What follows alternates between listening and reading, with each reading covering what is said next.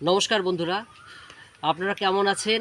আশা করি ভালোই আছেন। তো আমরা জীবন কাহিনী চ্যানেলের পক্ষ থেকে পরবর্তী একটি এপিসোড নিয়ে আসলাম। তো পর্বটির নাম দেওয়া হয়েছে গাছ লাগাও প্রাণ বাঁচাও। তো এই কথাটা আমরা তো সবাই জানি যে আজকে গাছের থেকেই বা উদ্ভিদের থেকেই কিন্তু প্রাণের সৃষ্টি হয়েছে।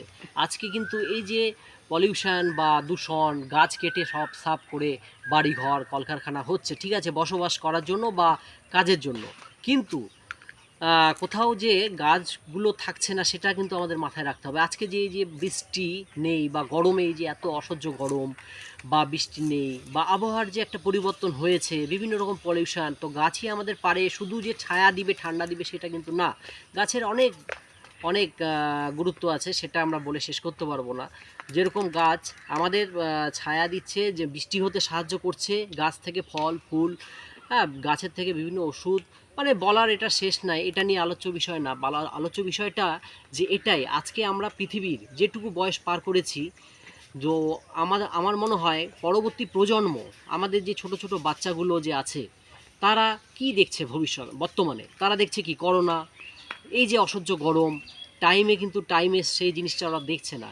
গরমের প্রচণ্ড গরম, বৃষ্টির সময় বৃষ্টি নেই, অসময়ে বৃষ্টি হচ্ছে।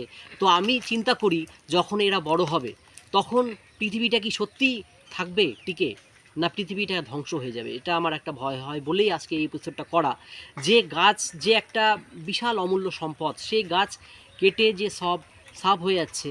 এবার কারণে ঠিক আছে, একটা গাছ যদি উঠানো হয় বা নষ্ট করা হয়, তার পরিবর্তে 10টি গাছ লাগাতেই হবে আমাদেরকে, এবং এই বর্ষাকালেই সবাইকে এইটার আমাদের প্রচেষ্টা রাখতে হবে। না হলে কিন্তু পৃথিবী আর পৃথিবীর সেই রূপ থাকবে না, অনেকটা বিলুপ্তির পথে চলেই গেছে, আরও কিন্তু একবার নিঃশেষ হয়ে যাবে। বিশেষ করে আমাদের জন্য, আমরা তো জীবনটা প্রায় অনেকটাই দেখলাম, কিন্তু ছোটো ছোটো বাচ্চাগুলোর জন্য ভবিষ্যতের কথা মাথায় রেখে তাদের জন্য অন্তত কিছু গাছ লাগাতে হবে, তারা যাতে পৃথিবীটা কিছু দেখতে পারে।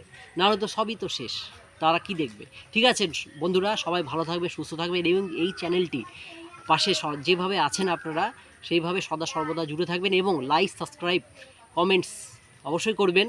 অবশ্যই ভালো থাকবেন। নমস্কার।